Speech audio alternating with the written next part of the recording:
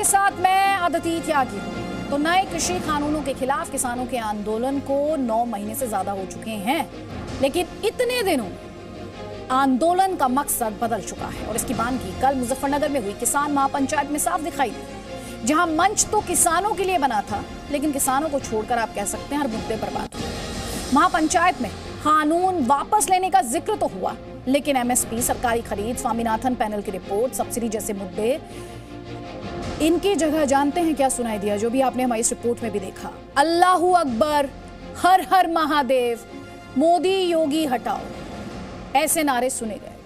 आंदोलन कितना सियासी हो चुका है इसकी मिसाल राहुल गांधी ने भी पेश कर दी। सियासी फायदे की होड़ ऐसी है कि राहुल गांधी ने महापंचायत की एक गलत ही तस्वीर ट्वीट कर दी। और आज हमारी बहस इसी सवाल के साथ है कि किसानों की महापंचायत में मजहबी नारे क्यों, किसानों पर राहुल की भीड़ वाली भ्रम पॉलिटिक्स क्यों, क्या किसान आंदोलन को सियासी तौर पर हाईजैक कर लिया गया है? मंच किसानों का है, लेकिन महत्वाकांक्षा सियासी साधी जा रही है क्या? और सवाल यह भी है कि किसानों का मंच तो फिर राजनीतिक प्रपंच क्यों? कई खास मेहमान हमारे साथ हैं। हमारे साथ बीजेपी का पक्ष रखने के लिए सुधांशु त्रिवेदी हैं, समाजवादी पार्टी का पक्ष रखने के लिए घनश्याम तिवारी हैं, कांग्रेस पार्टी का पक्ष रखने के लिए हमारे साथ जुड़ेंगे प्रीतपाल सिंह, और हमारे साथ पुष्पेंद्र चौधरी आपको दिखाई दे रहे हैं, किसान नेता हैं, राजीव रंजन आपको दिखाई दे रहे हैं, जेडीयू का पक्ष रखेंगे।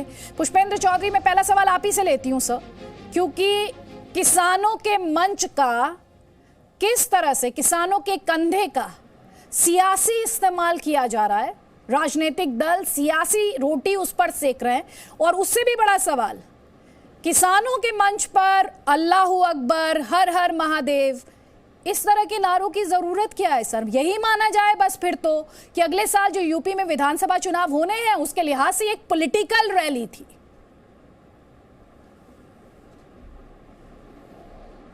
नहीं, देखिए अदिति जी, ये किसानों की महापंचायत थी, किसानों के मुद्दे इसमें उठाए गए, और जो 2013 में भाजपा के माध्यम से जो दंगे हुए थे उनके असर को समाप्त करने के लिए, थोड़ी इको आ रही है उसको ठीक कर देंगे, उसके असर को समाप्त करने के लिए जिस प्रकार से चौधरी महेंद्र सिंह टिकैत जी के ज़माने से ही एक सांप्रदायिक सौहार्द, भाईचारे के बारे में जो नारे लगते थे, पहले से नारे लगते थे ये अल्लाह अकबर और जो हर हर महादेव के, तो ये हर हर महादेव बोलते थे, वो अल्लाह अकबर बोलती थी भीड़, अल्लाह अकबर बोलता है तो हर हर महादेव, तो इस तरीके से नारे ये भाईचारे के नारे थे।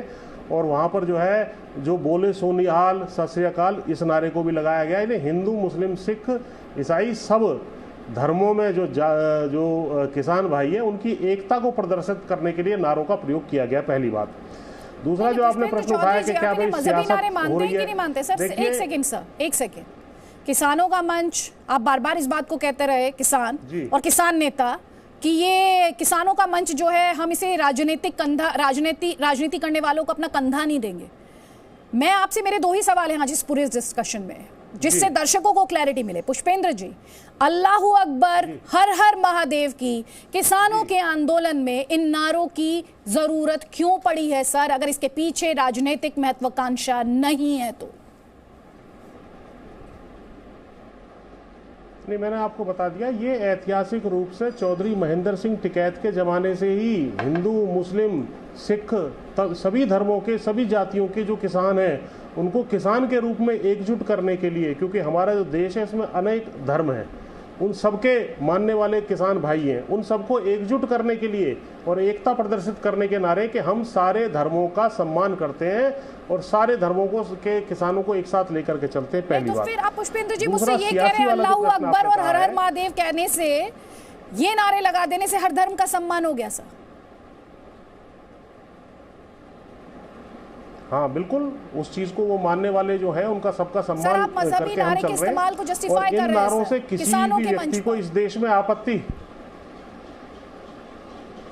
हाँ हम कह रहे हैं ना आपसे, किसान का एक धर्म भी होता है, तो उसको धर्म में बांटने की जो कोशिश भाजपा की रहती है, उससे अलावा हमने तीनों धर्मों के वहाँ नाम लिए। वहाँ पे सिर पे पगड़ी बांध करके हमारे सिख भाई भी थे, टोपी पहन करके मुस्लिम भाई भी थे, और दूसरी टोपी पहन करके जो है हिंदू भाई भी थे, सभी धर्मों के जातियों के वहाँ किसान शामिल थे। तो एक बड़ा मिनी भारत वहाँ दिखाई पड़ रहा था, जो भारत की असली ताकत है वो दिखाई पड़ रही थी। तो सर राष्ट्रगान गा लेते, दूसरा आपने राजनीति भारत की ताकत की बात करें तो सर राष्ट्रगान गा लेते। सर भारत की ताकत की बात कर रहे हैं तो सर राष्ट्रगीत आप तमाम तरीके से भारत के हिसाब से भारत की बात कर सकते थे सर। उसके लिए आपको मजहबी नारे की क्या जरूरत है सर? हाँ, राष्ट्रीय जो झंडा था वो भी वहाँ लहराया जा रहा था, किसान यूनियन के झंडे भी वहाँ थे। तो सारा बड़ा वृहद भारत था। यदि आपने अपना सर जब आप भारत की बात करते हैं सर, इसीलिए तो मैंने कहा जब आपने भारत की बात की, आपने सांप्रदायिक सौहार्द की बात की, तो सर आप भारत के राष्ट्रगीत राष्ट्रगान गा लेते सर। किसने रोका था?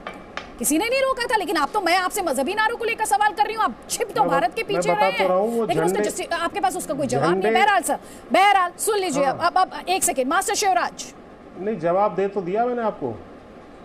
सर मैंने भी आपसे पलट के सवाल पूछा ना। आप जिस भारत की बात कर रहे हैं उस भारत की तो कई पहचान है, कई सिंबल्स हैं। आपको मजहबी नारों का सहारा क्यों लेना पड़ा सर? मजहबी नारों का ही सहारा क्यों लेना पड़ा? क्यों नहीं मैं कहूंगी कि इसके पीछे चुनावी मंशा है, और खासतौर पर यह देखते हुए कि उत्तर प्रदेश में अगले साल चुनाव होना है विधानसभा का। क्यों नहीं कहूंगी? पूछूंगी मैं सवाल सर, और आपसे हर कोई ये सवाल पूछेगा, पूछा जाएगा ये सवाल। मास्टर शिवराज, किसानों के कंधे का इस्तेमाल सियासी फायदे के लिए, और क्यों नहीं कल की महापंचायत को, जिसे महापंचायत कहा जा रहा है, एक पॉलिटिकल रैली माना जाए यूपी में होने वाले विधानसभा चुनावों से पहले?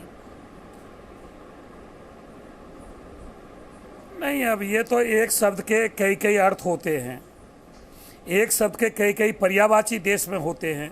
देश में तो हिंदू चीनी भाई भाई के भी नारे लगे।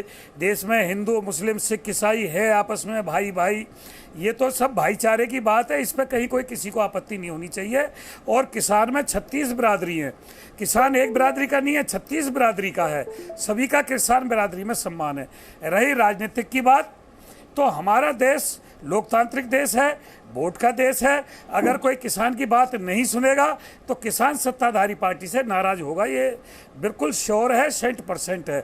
हम तो ये कह रहे हैं सत्ताधारी पार्टी किसान को मौका क्यों दे रही है दूसरी राजनीतिक पार्टियों की गोद में बैठने का? किसान की बात सुन क्यों नहीं रही है? 9 महीने से ज़्यादा हो गए, सर्दी गर्मी बरसात तीनों मौसम देख लिए, 600 से ज़्यादा अपने साथी खो दिए, किसानों ने बड़ी बड़ी पंचायतें कर ली। ये आंदोलन के तरीके होते, मतलब वो सरकार हमें गाइडलाइन बता दे कि भाई इस तरीका से आंदोलन करो, इस गाइडलाइन पे आंदोलन करो, जब हमारी बात सुनेंगे तो सरकार हमें नक्शा बना के दे दे। इस्तेमाल करूं तो आप मान रहे हैं कि अब ये आंदोलन सियासी हो चुका है।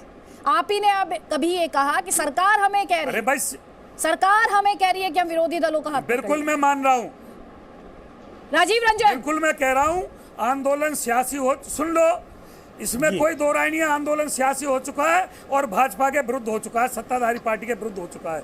अभी भी समय है, सत्ताधारी पार्टी किसानों की बात मान ले, ये किसान भोला भाला है, भाजपा जिंदाबाद के नारे यही किसान लगा देगा। कबरा खड़ा बाजार में मांगे सबकी खैर, ना काहू से दोस्ती ना काहू से बैर।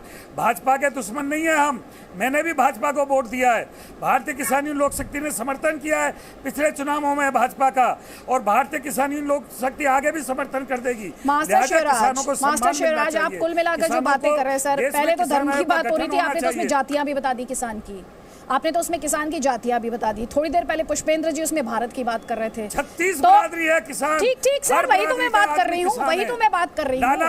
धर्म, जाति और किसान, आपने जिस तरह से इस पूरे समीकरण को बैठाने की कोशिश की है सर, वही तो राजनीतिक मंशा को लेकर सवाल उठाता है, वही तो राजनीतिक मंशा को लेकर सवाल उठाता है। लेकिन आपने सरकार से सवाल पूछा है। सुधांशु त्रिवेदी हमारे साथ है। सुधांशु त्रिवेदी जी, आपका जवाब।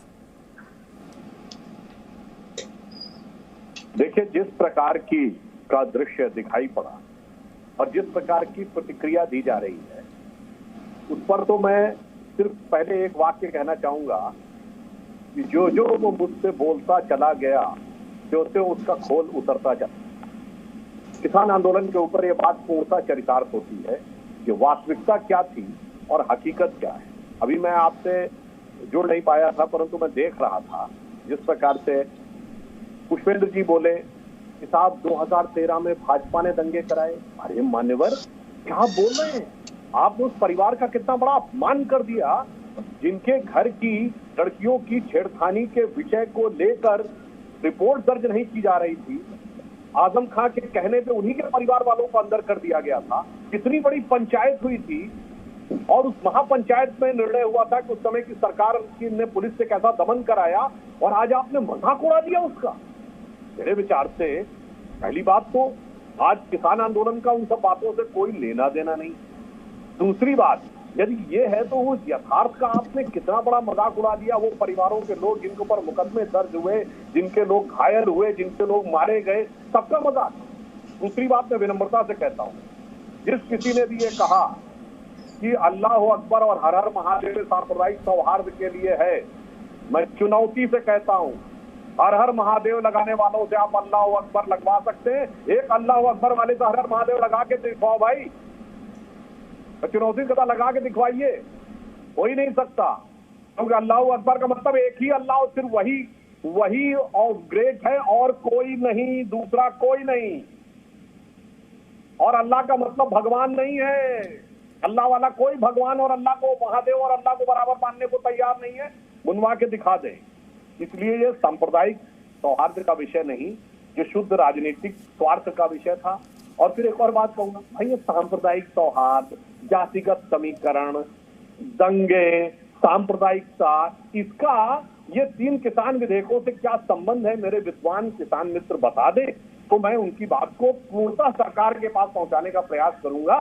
इन सारी बातों को समावेश करने से उनको लगता है कि किसान का मामला सुलझ जाएगा। ठीक है, एक छोटा सा कमेंट पुष्पेंद्र चौधरी आपका, क्योंकि जो बातें आपने रखी उसी पर काउंटर उन्होंने दिया है। देखिए, हाँ देखिए, जो सभी धर्मों के जो किसान होते हैं वो आपस में भाईचारे के साथ खेतों में काम करते हैं। कोई मजदूरी करता है, कोई खेती करता है, किसी की ज़मीन होती है, कोई मजदूरी में उसमें जो है भाग लेता है। और दंगों के माध्यम से एक माहौल जो ख़राब करने की कोशिश की गई थी, उसी चीज़ को ठीक करने के लिए सारे धर्मों के वो वहाँ पर लोग इकट्ठे हुए थे, उस चीज़ को करने का काम किया गया। इसमें आप लोगों को तकलीफ ये हो रही है कि आपका जो बंटवारा करने वाली जो राजनीति थी वो खत्म हो रही है। इसके पीछे राजनीति है, ये राजनीति है किसानों की, कि ये बंटवारे वाली जो बात थी। सुधांशु त्रिवेदी ने आपसे 3 सवाल पूछे पुष्पेंद्र चौधरी जी। हाँ, आपने वो तीनों सवाल सुने सर? जी, उनके जवाब दीजिए ना सर। जी बताइए। उन्होंने आपसे कहा जो हर हर महादेव कहते हैं वो अल्लाह अकबर लगा देंगे नारा, पर जो अल्लाह अकबर कहता है क्या वो हर हर महादेव का नारा लगा देगा? वो उन्होंने खुली चुनौती आपको दी। दूसरा, उन्होंने ये कहा कि आपने जैसे ही दंगे के पीछे बीजेपी का हाथ बता दिया, आपने उन परिवारों का अपमान नहीं किया जो कि इसमें पीड़ित परिवार थे सर। और आपने किसानों के मंच पर दंगे, राजनीति, जातिगत समीकरण, मजहबी राजनीति, ये सब तो ले आए सर आप। यही तो उनके सवाल थे आपसे। हाँ, मैं वही बताने तो जा रहा हूँ। आपने उनको अनइंटरप्टेड बोलने दिया, मुझे बोलने तो दीजिए सर। आपको मैंने पहले 5 मिनट दिए। ये जो इनकी राजनीति है जाति धर्मों में बांट करके वोट लेने की, अरे अब जाति धर्मों में बांटने की जो इनकी राजनीति है उसको हम नहीं होने देंगे, किसान नहीं होने देंगे। किसान किसान के रूप में अपने हितों की रक्षा भी करेगा और इसके खिलाफ जो नीतियां जो सरकार बनाएगी उसको वोट के माध्यम से उसको हटाने का काम भी करेगा। अगर इसको राजनीति कहते हैं, हम इसको राष्ट्रनीति कहते हैं। ये लोकतंत्र का आधार है। यदि कोई सरकार हमारे खिलाफ नीतियां बनाएगी हम उसके खिलाफ वोट करेंगे। हम 9 महीने से वहां बॉर्डर पर बैठे हैं, 600 से ज्यादा किसान भाइयों की शहादत हो चुकी है, उसके बावजूद भी हम आपकी बात सुनते रहे, आप ही को वोट देते रहे। पुष्पेंद्र चौधरी जी, आप 2 बातें कह रहे हैं जिनमें विरोधाभास है। किसान आंदोलन करेगा और हिंदू और मुस्लिम में बंटने नहीं देगा, लेकिन हाँ हमारे मंच से मजहबी नारे लग जाएंगे सर। ये दोनों तरह की बातें आप कर रहे हैं। अभी और भी पैनलिस्ट है, मैं सारे पैनलिस्ट को इसमें लेकर आती हूँ एक एक करके। प्रीतपाल सिंह जी, राहुल गांधी गलत फोटो ट्वीट कर दी सर, ये भ्रम वाली राजनीति क्यों? और पहला मौका नहीं जब राहुल गांधी ने ऐसे किया है। एक पूरी लिस्ट है जब राहुल गांधी इसी तरीके से फंस गए अपने ही ट्वीट्स पर, अपने ही पोस्ट पर।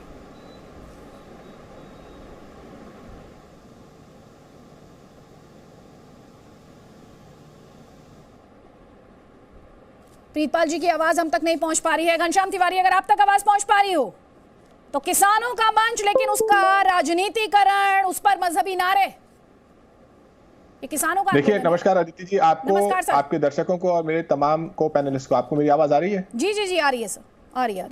जी, देखिए, आज का अखबार है, ये टाइम्स ऑफ इंडिया है, ये इसने बताया है कि कौन कौन से मुद्दे उठाए गए कि किस तरीके से उत्तर प्रदेश में भारतीय जनता पार्टी ने केवल 45 लाख लोगों का ऋण माफ किया, 86 लाख किसानों का ऋण माफ करने का वादा किया था, किस तरीके से फसल बीमा योजना में किसानों की संख्या लगातार घटती जा रही है। ये मुद्दे मंच से उठाए गए। और अगर किसी मंच से लगातार सभी धर्म के लिए नारे लगते हैं तो किसी के पेट में क्यों दर्द होता है?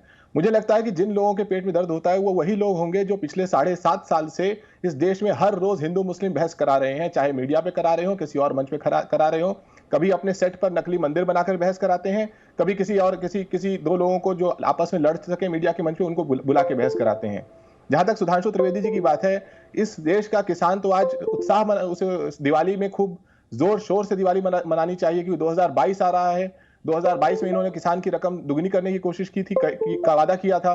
पिछले 2 साल में भारतीय जनता पार्टी इकलौती पार्टी है 50% की रफ्तार से इसकी आय बढ़ती है। 2 साल में इनकी आय दुगनी हो जाती है। जो इनके कॉर्पोरेट घराने हैं उनकी आय 3 साल में 3 गुनी हो जाती है, 4 साल में 3 गुनी हो जाती है, जो कि डीएनए और इकोनॉमिक टाइम्स रिपोर्ट करता है। लेकिन किसान की आय 8 साल में ये दुगनी नहीं कर पाए। किसान सड़क पे तो उनके पेट में दर्द होता है। किसान अगर कहता है कि हमें हिंदू मुस्लिम की लड़ाई नहीं चाहिए, हमें अपना एमएसपी चाहिए, इनके पेट में दर्द होता है। ये नहीं बता पाए कि इनके अपने संकल्प पत्र में जो लिखा था, उस संकल्प पत्र में क्या लिखा था, उस वादे को इन्होंने पूरा किया। लेकिन इस किसान की रैली में भारतीय जनता पार्टी ने एक चीज देख ली कि देश का किसान कहां खड़ा है, भारतीय जनता पार्टी के नेता कहां खड़े हैं। ये पैसे लेकर के जुटाई हुई, बड़े बड़े पोस्टर लगाकर के जुटाई हुई भीड़ नहीं है जो भारतीय जनता पार्टी प्रधानमंत्री मोदी की रैली की करती है। ये वो 16 किसानों के आंदोलन से कहां चले गए घनश्याम तिवारी जी? और घनश्याम तिवारी जी सुनिए, 2 बातें मुझे आपसे कहनी है सर, 2 बातें कहिए। आपका आप लोकतंत्र में ना सर, लोकतंत्र में आप मीडिया से लड़ते रहिए सर। आपको लगता है आपको अपने पॉलिटिकल ओपोनेंट से ज्यादा चिंता मीडिया की है, आपको आकर किसी भी डिस्कशन में मीडिया को कोसना है सर। और नकली मंदिर किसी ने बनवाया हो अपने सेट पर, जैसा भी मंदिर बनवाया हो सर, लेकिन उस चैनल ने कार सेवकों पे गोली नहीं चलवाई सर, तुष्टिकरण की सियासत नहीं की उसने। अपनी राजनीति को पहले देख लेना चाहिए, उसे असेस कर लेना चाहिए, उस पर उठने वाले सवाल भी सोच लेने चाहिए। और सर जब वोट मांगने होते हैं ना आपको, तो जनता के पास जाना पड़ता है सर, मीडिया वोट नहीं दिलाता। तो पहले आप ये डिसाइड कर लीजिए कि आप किसके खिलाफ लड़ना चाहते हैं। मीडिया के खिलाफ लड़ने से अगर आपको वोट मिलता है सर तो good luck, I give you my best wishes. Please आप खूब लड़े मीडिया से, लेकिन जिस प्लेटफॉर्म पर मैं बैठी हूं, ध्यान से सुन लीजिएगा सर, जिस प्लेटफॉर्म पर मैं बैठी हूं मैं सवाल पूछूंगी, और हर वो सवाल पूछूंगी जो पूछा जाना चाहिए, चाहे किसी राजनीतिक दल को, आपको अच्छा लगे या ना लगे। इसके बाद मुझे पता है क्लिप आप डलवाएंगे, डलवा दीजिएगा, कोई बात नहीं। प्रीतपाल सिंह जी, बहुत राहुल गांधी फेक न्यूज में इतना आगे क्यों रहते हैं? देखिए दीदी, बात ऐसी है कि फोटो ठीक है, फोटो गलत है या फोटो किसी और की है, पर ये तो मानते हो ना कि करोड़ों लाखों का समूह वहां पे इकट्ठा हुआ और किसानों की आवाज बुलंद हुई। अभी सुधांशु भाई कह रहे थे जिन्होंने अल्लाह अकबर के एक सेकंड, नहीं, आपने कहा फोटो सही है, फोटो गलत है।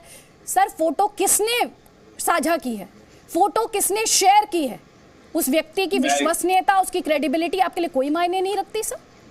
मैं एक बेनती कर रहा हूँ अदिति जी, फोटो ट्वीट के साथ ये भी कहा गया है कि जो आज किसानों की भावना है उसका प्रतीक है, और वो मुजफ्फरनगर का जो ऐतिहासिक घाट है।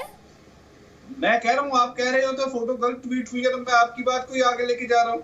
मैं तो कह नहीं रहा, आपने कहा कि गलत फोटो ट्वीट कर दी मैंने। सर ये ऐसा क्यों है, ऐसा क्यों है? आपकी पार्टी के नेता प्रीतपाल सिंह जी, ये लंबी लिस्ट है सर, राहुल गांधी ऐसा क्यों कर देते हैं सर, क्यों कर देते हैं? थोड़े से एग्जाम्पल्स चला दीजिए, जरा थोड़े से एग्जाम्पल्स चला दीजिए, उदाहरण चला दीजिए। जब राहुल गांधी ने 17 फरवरी 2021 में कहा केंद्र सरकार में मत्स्य विभाग क्यों नहीं है, फिर सच सामने आया कि 2 फरवरी को तो राहुल गांधी उसी मत्स्य विभाग से सवाल पूछ चुके थे।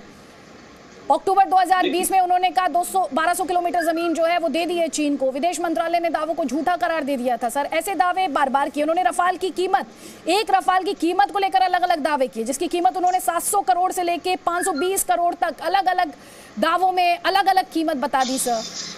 ये राहुल गांधी ऐसा क्यों करते हैं सर? अदिति, बात ऐसी है, आप जो जितने इशू आपने उठाए हैं, चाहे राफेल की बात कर रहे हो या दूसरी चीजों की बात कर रहे हो, उन पे हम ऑलरेडी डिस्कशन कर चुके हैं, और आज डिस्कशन हो रही है किसानों पे। किसानों की मुजफ्फरनगर महापंचायत पे। मेरी बात तो सुनिए ना, आप फोटो ठीक मानिए, आप फोटो को गलत मानिए, कहानी ये है कि वहां पे लाखों किसान इकट्ठे हुए हैं। ये तो आपके चैनल ने भी दिखाया कि लाखों किसान वहां पे पहुंचे हैं। अगर हम उनको रोकें, कैसे रोकेंगे बताओ आप? अभी नहीं तो सर गलत अगर फोटो साझा कर दी, प्रीतपाल जी सुनिए सर, प्रीतपाल जी, कांग्रेस पार्टी इस देश की ग्रैंड ओल्ड पार्टी है सर, है ना, सबसे पुरानी पार्टी है सर। उसके नेताओं से, क्या उसके नेताओं से फेक न्यूज प्रोपेगेंडा एक्सपेक्ट किया जाना चाहिए सर? क्या उसके नेताओं को ऐसा करना चाहिए? क्या है उसमें बताइए? मुजफ्फरनगर में लाखों लोगों का इकट्ठा हुआ कि नहीं हुआ? सर मैं आपसे फोटो को लेकर जो सवाल पूछ रही हूँ, और इससे पहले भी जब राहुल गांधी इसी तरीके से झूठ बोलते हुए पकड़े गए हैं, तमाम एग्जाम्पल आपके सामने रख रही हूँ सर, उस पर जवाब दीजिए ना प्लीज, 30 सेकेंड्स। मैं आपको सीधा सीधा जवाब दे रहा हूं कि इकट्ठे हुए हैं लोग, लाखों लोग इकट्ठे हुए हैं। तस्वीर पुरानी है, तस्वीर नहीं है। तस्वीर तो हकीकत यह है कि मुजफ्फरनगर में लाखों लोगों की पंचायत हुई है और उसमें ये बातें रखी गई हैं। सुधांशु भाई अभी कह रहे थे, जो अल्लाह अकबर का नारा लगाते हैं उनसे हर हर महादेव का नारा लगा के दिखा दीजिए। वही लोग हमारे पंजाब में जो मुसलमान भाईचारे के किसान है, बोले सोने हाल का नारा भी लगाते हैं। सुधांशु भाई लगवा के दिखा दूंगा, जब मर्जी आ जाना, यहीं पे लगाते हैं वो सभी धर्मों को मानते हैं। बात यह है कि आप मजहब के नाम पर उन्हें मत बांटिए। किसान है, 36 बिरादरी है। मैं भी किसान का बेटा हूं, मैं सिख हूं, मेरे सामने मुसलमान लोग बैठे हैं, बाकी बैठे हैं। तो बट बात ऐसी है कि किसानों को बांटिए मत, जो वो हक मांग रहे हैं उनकी बात कीजिए। एमएसपी पे क्यों 2022 आ गया, दुगनी हो गई या महंगाई दुगनी होगी? अदिति उस चीज की बात पूछो। पेट्रोल डीजल महंगा हो गया, सरसों का तेल महंगा हो गया, क्या आपकी इनकम डबल हुई? आप अदिति सामने बैठी हो, आपकी सैलरी डबल हुई, जिस अकॉर्डिंगली खर्चे बढ़ गए हैं, अपना घर चलाना मुश्किल हो गया, वो चाहे कांग्रेस पार्टी का। सर आप जब मैं किसानों पे बात करती तो आप किसानों के मुद्दे से भागने लगते हैं। मैं आपसे राहुल गांधी के झूठ को लेकर सवाल पूछ रही तो आप उससे भी भाग रहे हैं। सर आप मुद्दों को डाइवर्ट क्यों करते हैं? आप मुद्दे पर रहिए ना सर, आप मुद्दे पर रहिए। और सर सुनिए मेरी बात ध्यान से सुनिए। प्रीतपाल जी ध्यान से सुनिए। आप किसान के बेटे हैं ना, मैं भी किसान की बेटी हूँ। बिल्कुल है। मेरे घर में खेती होती है, लेकिन मैं अपनी जाति बताती नहीं फिरती, मैं अपना धर्म बताती नहीं फिरती। मेरी बात सुनिए, मेरे घर वाले जाति और धर्म नहीं बताते फिरते। ठीक है सर, तो किसानों की बात जब हो तो किसानों के मुद्दों की बात हो। सुधांशु त्रिवेदी, देखिए पूरी नम्रता से कहता हूँ, ग्रामीण क्षेत्रों की कहावत है, मुझे पता होगा जो किसान कि सूप बोले तो बोले और चलनी बोले इसमें तो छेद। आप पूछताछ जी, आप तो पंजाब से बताइए, वहां कॉन्ट्रैक्ट फार्मिंग का लॉ है समय के 5 साल है कि नहीं किसान के लिए? ये बताइए, उद्योगपतियों को किसानों की भूमि सबसे पहले कहां दी गई? कांग्रेस की सरकार के दौरे हुकूमत में नेहरू जी के जमाने में नेस्ले को 1960 में और पेप्सी को राजीव गांधी के जमाने में कहीं निकाल बाहर कर दिया भाई। वो सब खाए जा रहे थे। अगर आप लोगों को क्यों नहीं वो रूल हटाया 5 साल की जेल वाला? अच्छा ये बताइए, अगर एमएसपी बहुत जरूरी है तो फल सब्जी पे क्यों नहीं एमएसपी है पंजाब में? अच्छा केरल से जहां राहुल गांधी जी जहां से सांसद है वहां एमएसपी है ही नहीं। इसीलिए मैंने कहा कि सूप बोले तो बोले और चलनी भी बोले तो 100 छेद। दूसरी बात मैं कहता हूं, ये धर्म का मामला क्या मतलब है किसान के बीच में? फिर भी आपने कहा आने की जरूरत नहीं। मैं कहता हूं बुला के दिखाओ भाई, मौलवी से बुलवाओ अगर महादेव, तो मैं मानूंगा कि आप बुलवा देते हैं। हाँ मैंने कहा हर हर महादेव बोलने वाले अल्लाह अकबर बोल देंगे, बोले सुबहान बोलने वाले बोल देंगे, मगर अल्लाह अकबर से बुलवा के तो दिखाओ। दोनों में कॉन्ट्रडिक्शन है, क्योंकि अल्लाह अकबर का मतलब वही ग्रेट है और कोई दूसरा नहीं। हर हर महादेव में ऐसा नहीं है, बोले सो निहाल सत श्री अकाल में ऐसा नहीं है। अब मैं दूसरे पे आता हूं। सर एक सेकंड रुक जाइए, घनश्याम तिवारी आपको काउंटर करना चाह रहे हैं। सुधांशु जी प्लीज पॉइंट दर पॉइंट करेंगे और उसके बाद राजीव रंजन जी को भी फ्लोर देना है। सुधांशु जी प्लीज, सर मैं रिक्वेस्ट कर रही हूं, वो आपको काउंटर करना चाह रहे हैं, आप वो काउंटर ले लीजिए, उसके बाद मैं वापस आपको फ्लोर दे दूंगी। सर देखिए सुधांशु जी बेहतरीन प्रवक्ता है, मैं उनसे कम्पीट नहीं करना चाहता, लेकिन जिन लोगों ने हर हर महादेव कहते कहते हर हर मोदी के नारे लगा दिए और कहा कि गंगा को साफ करने वाले तो गंगा में लाशें तैरते हुए छोड़ के चले गए। ये तो हर हर मोदी के नारे लगाने वालों ने महादेव का अपमान नहीं किया। देखिए धर्म के ऊपर बहस करते रहिए और उसको उस बहस को थेथराई में ले जाइए, उससे किसानों का इस देश का फायदा नहीं होगा। ये मंच थेथराई का मंच तो नहीं है ना। सीधे बताइए 2022 में किसानों की आय दुगुनी होनी थी, कहां है? आपके अध्यक्ष और देश के पूर्व अध्यक्ष कहते हैं अमित शाह अपने प्रोफाइल में कि वो किसान है। क्या वो किसान है? भारतीय जनता पार्टी में कौन किसान है?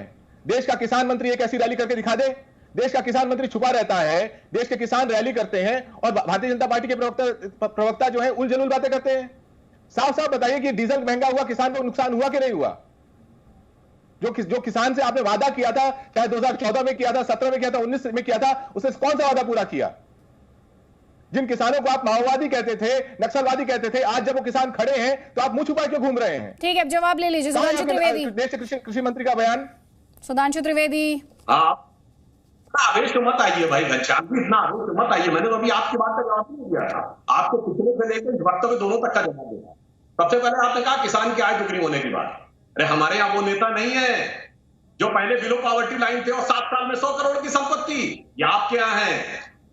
हमारे यहाँ वो किसान नहीं है जो आपकी पार्टी का प्रथम परिवार है। भैया देखते देखते 100 करोड़ के मालिक, ना किसी ने बिजनेस किया, ना धंधा किया, ना कोई खेती की, ना किसानी की। और ये कौन से किसान हैं अदिति जी जो 10 महीने से ना बुआई, ना जुताई, ना कटाई और 10 महीने धरने बैठे? ये खेती कर कौन रहा है? ये खेती चल रही क्या बटाई पे, यानी कॉन्ट्रैक्ट फार्मिंग पे?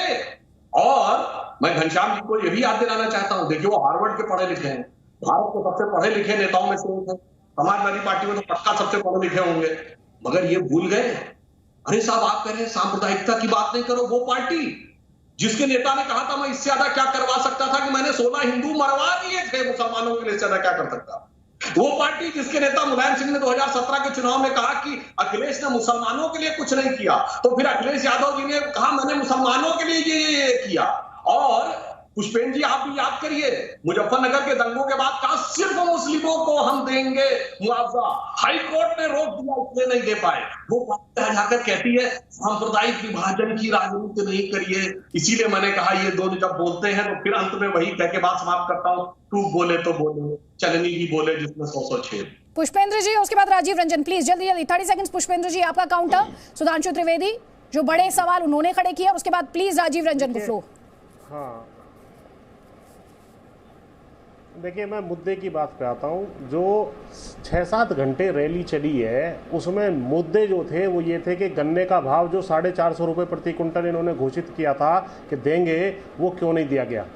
गन्ने का भुगतान पूरा आज तक क्यों नहीं हुआ?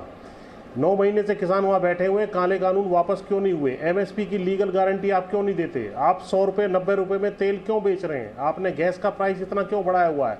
बेरोजगारी क्यों है? सारे देश को बेचने का काम जो 6 लाख करोड़ रुपए का आप करने जा रहे हैं वो है। अरे उन पे आप जवाब नहीं दे रहे।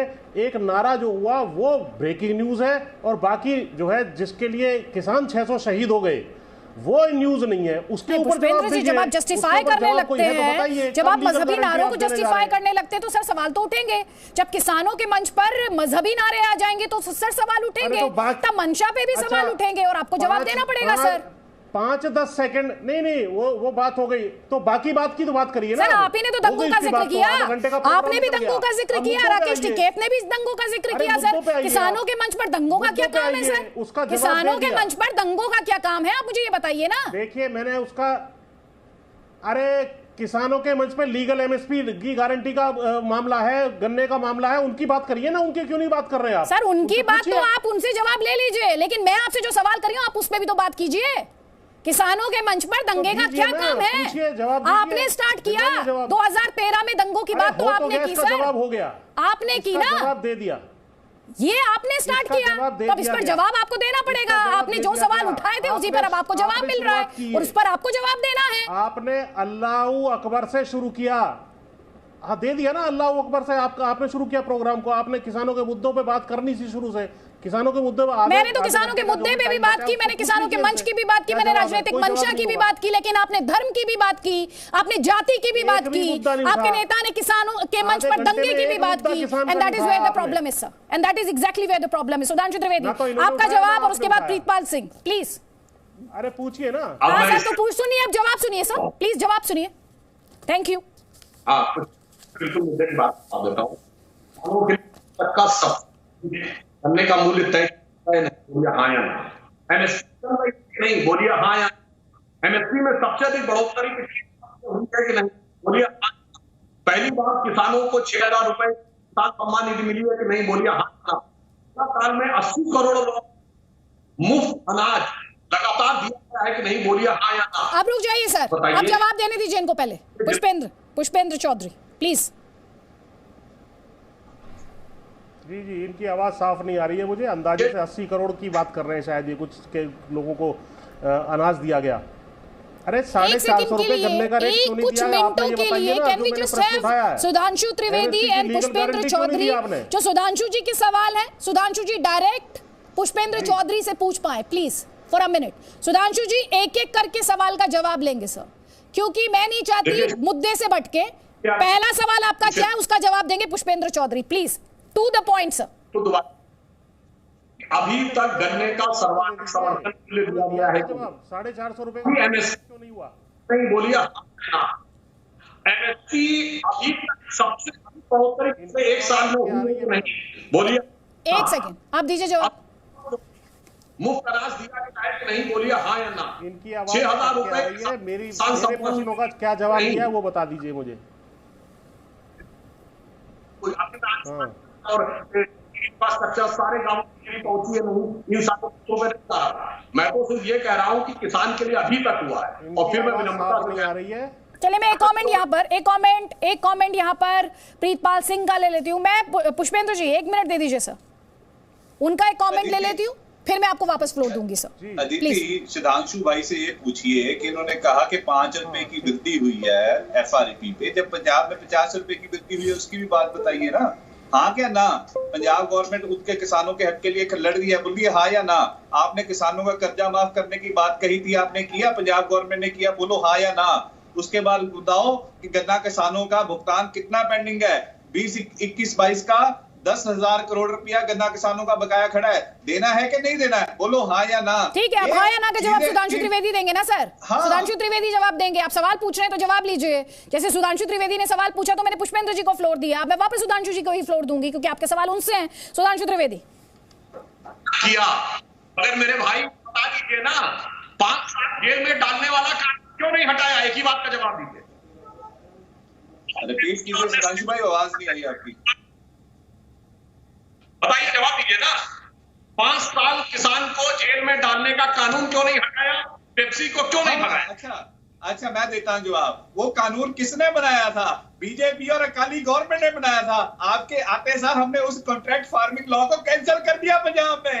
हाँ या ना बोलिए। 2015 में किसकी सरकार थी सुधांशु भाई? ये बोलिए हाँ या ना। कॉन्ट्रैक्ट फार्मिंग 2015 कानून लेकर आए हो आप, बोलो हाँ या ना। किसानों को 5 साल जेल भेजने का कानून किसने बनाया? वो सुधांशु त्रिवेदी की सरकार में बनाया पंजाब में, बोलो हाँ या ना। तो सर सुन तो लो, अब 5 साल से आंदोलन कर रही हो, कानून नहीं बदल सकती। इसे कहते हैं हाथी के खाने के दांत और दिखाने के दांत और। इसे कहते हैं अपराधीकरण के लिए। जैसे हमारे यहाँ के मुख्तार अंसारी को यहाँ बैठ के बाकायदा जलवा फरोश हो रहे थे पंजाब में, उनकी तबीयत नासाज थी, अब आके अपराधी की तरह यहाँ बैठे हैं। अपराधियों को समर्थन देना और यहाँ कह रहे हैं किसानों के लिए हमारे पास कानून बदलने का वक्त नहीं था, पिछली सरकार ने बनाया। वाह भाई वाह, गजब का तर्क है भाई। मुख्तार अंसारी की व्यवस्था करने का वक्त था किसान के लिए, वो खतरनाक, वो दमनकारी कानून बदलने के लिए नहीं था। हमसे पूछ रहे हैं, गजब का तर्क दे रहे भाई। लोगों ने बनाओ तुम, भुगते हम। अकाली बीजेपी ने 2015 में वो कानून थोपा था पंजाब के लोगों पर, जिसको खत्म कर दिया गया है। मुख्तार अंसारी तो याद आ गया, वो एसडीएम करनाल वाले का क्या किया? एसडीएम से एडिशनल सेक्रेटरी बना दिया, किसानों का सिर भी फोड़े और उसके बाद प्रमोशन भी ले। क्या कार्रवाई की सुधांशु भाई? आपने भी वीडियो सुनी थी। हाँ, जो आपके अंदर वो तालिबान, इसीलिए तो बोला गया है कि तालिबान का दूसरा चेहरा बीजेपी आ गई है। वो तालिबान फरमान चला रहे हो आप लोग, किसानों का लाठी से सिर फोड़ रहे हो। किसानों का गन्ने के बकाये की बात पूछ रहा हूं, उसका जवाब नहीं दे रहे हो। और बातें इधर उधर की बात मत कर। ये बता कि एमएसपी कब मिलेगी? ये बता काले कानून कब रद्द होंगे?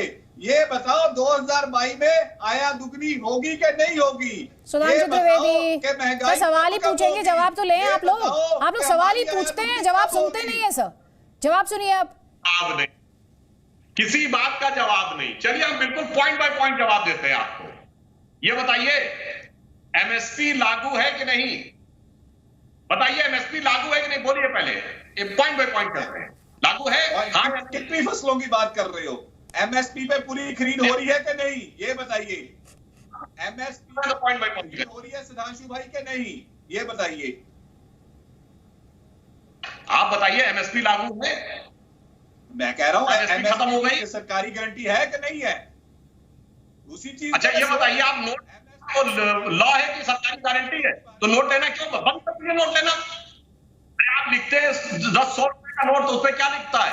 मैं धारक को 100 रुपए देने की गारंटी देता हूं, ये पार्लियामेंट से पास है। काहे नोट यूज कर रहे हैं भाई, बेवजह का तर्क। और उसी नोट से एमएसपी लेनी है तो लॉ चाहिए, कितना सुंदर तर्क देते हैं। मतलब मुझे नोट तो गारंटी वाला चाहिए मगर एमएसपी लॉ वाला चाहिए। अरे भाई एमएसपी भी गारंटी है, सरकार ने कहा लिखित गारंटी देने को तैयार है, जैसे लिखित गारंटी बस गारंटी। अब क्या समस्या है? ठीक है, अब यहाँ पे घनश्याम तिवारी को एक सेकंड सर, मैं चाहती हूँ सबको यहाँ पे मौका मिले। घनश्याम तिवारी भी उस समय आपसे सवाल पूछना चाह रहे थे। सुधांशु जिन इनके सभी के सवाल आप ही से हैं सर, सबके सवाल आप ही से, जवाब आप ही को देना है sir. Ghanshyam Tiwari floor is yours. एक सेकंड सर, वो आपसे सवाल पूछना चाह रहे थे, उस समय मैंने उनको इंटरप्ट करके पुष्पेंद्र जी को फ्लो दिया था। प्लीज घनश्याम तिवारी। देखिए अदिति जी, थोड़े समय के लिए हम सुधांशु जी की बात मान लेते हैं कि सबको इनकी सरकार ने एमएसपी दे दिया, तो मेरे साथ सुर में सुर मिला के कह दें कि जिस किसान को देश में एमएसपी नहीं मिला है सरकार की तरफ से, वो किसान जिंदगी में कभी वो और उसका परिवार भारतीय जनता पार्टी को वोट न दे।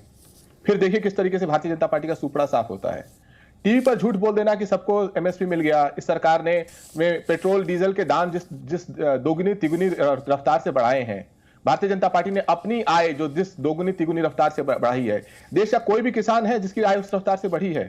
ये कह देना कि सवाल अभी आप थोड़ी देर पहले पूछ रहे थे, यही सवाल आप थोड़ी देर पहले पूछ रहे थे, जिसका पॉइंट द पॉइंट उन्होंने रिबटल दिया था सर। प्लीज एक सेकंड, लेकिन आप इन सवालों के पीछे छिपकर, जो मेरा कोर सवाल था, जो मेरा मेन सवाल था इस डिस्कशन का, वो सवाल ये था कि किसान नेता बार बार ये कहते रहे कि हमारा मंच जो है वो सियासी नहीं है, हमारा मंच सियासी नहीं है। बार बार यही दावा किया गया ना किसान नेताओं द्वारा, लेकिन फिर इस मंच पर राजनीतिक दल कैसे आ गए? राजनीतिक दलों को कंधा कैसे मिलने लगा? राजनीतिक दल किसानों के फायदे की बात करके सियासी फायदा कैसे देखने लगे?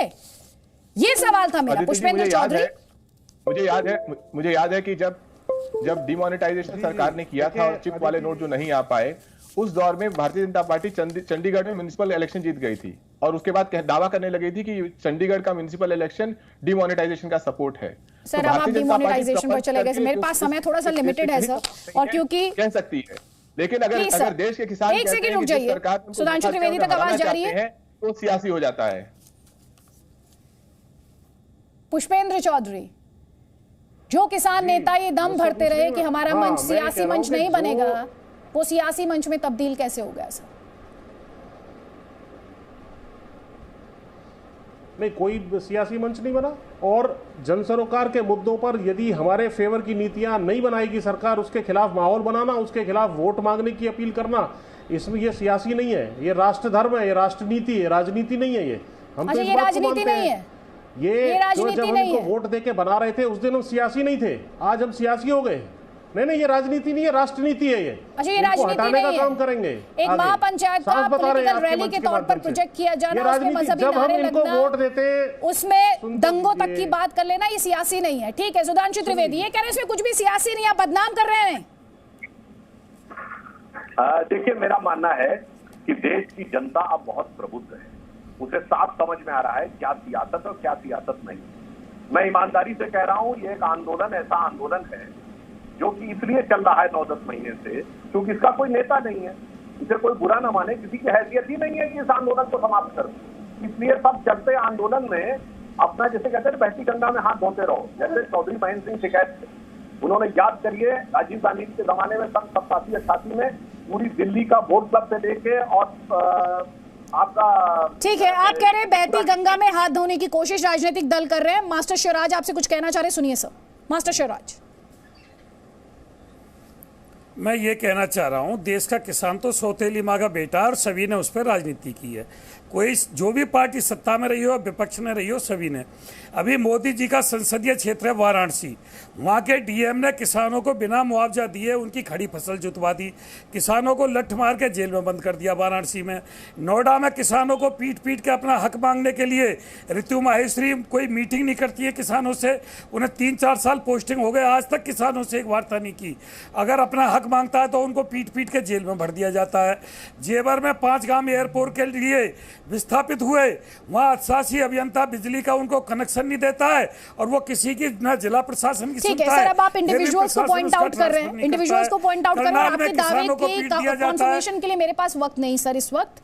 तो इसमें आप जो आरोप लगा रहे हैं, इसमें सुधांशु जी आपका जवाब ये कह रहे हैं किसान के साथ हर किसी ने सौतेला ही व्यवहार किया।